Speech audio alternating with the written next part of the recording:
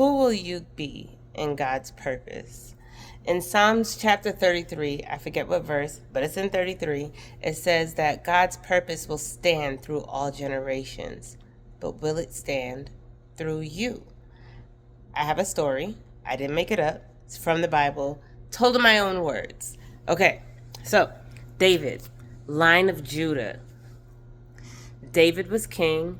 He was dope. He did some things that weren't that great. He sent Uriah to the front lines to be killed because he wanted to be with Uriah's wife. He did that and then wound up marrying her. But David did repent and give his life to God. And so God forgave him and prospered him and made him a promise that his line will live on. Remember that in Psalm chapter 33, God's purposes will stand for all generations, Psalms 33 says. Okay, so we're moving down the line. Jehoram was the son of King Jehoshaphat. We're still line of David. We're still line of Judah. Judah is one of the 12 tribes of Israel, if you didn't know that. Jehoram was a horrible king, one of the worst kings of Israel. And so he wanted his space so badly that he had all his brothers killed. Prophet Elijah told Jehoram, yo, bro, cut it out. This is not going to work out well for you. You're going to die in a horrible way if you don't stop this. Get rid of the idols, get rid of all your evil doing, and do as the Lord wants you to do. Fulfill your purpose in the Lord. Jehoram's like, nah, I really don't feel like doing that. I really want to do what I want to do and let God worry about God. All right, I warned you. So what happens? Jehoram gets a disease of the bowels, his intestines. And Elijah told him that his intestines would leave his body. Do you know how your intestines leave your body? Not through your skin, not through your mouth. Yeah, back there. Your intestines will, your bowels will leave your body in horrific pain. And this happened to Jehoram over the course of 2 years. Now, Jehoram was cocky. He thought, like, I'm line of David. God made a promise. I'm going to be around.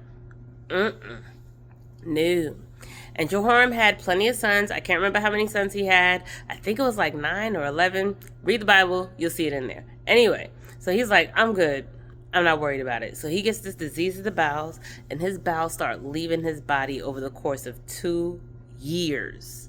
And eventually, he dies. A horrible, painful death.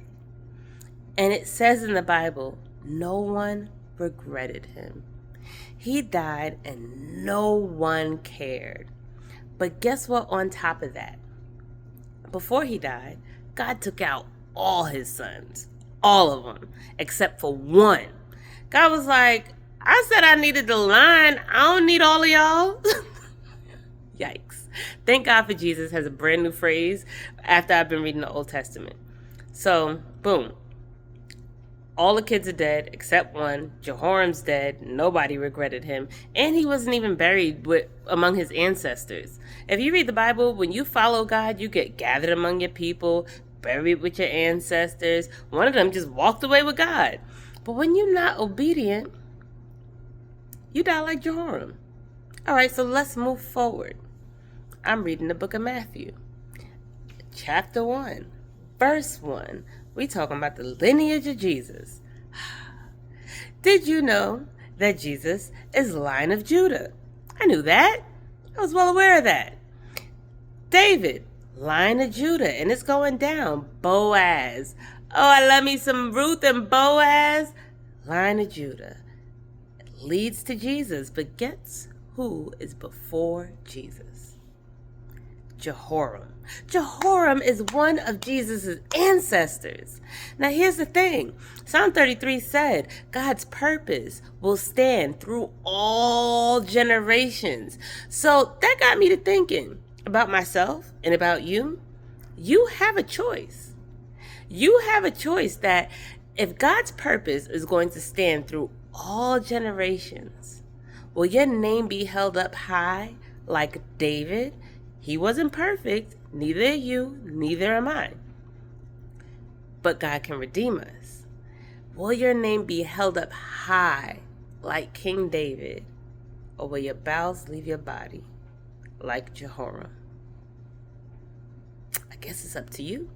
And I guess it's up to me. That's all I got. Let me know what you think about it. I'll see y'all later.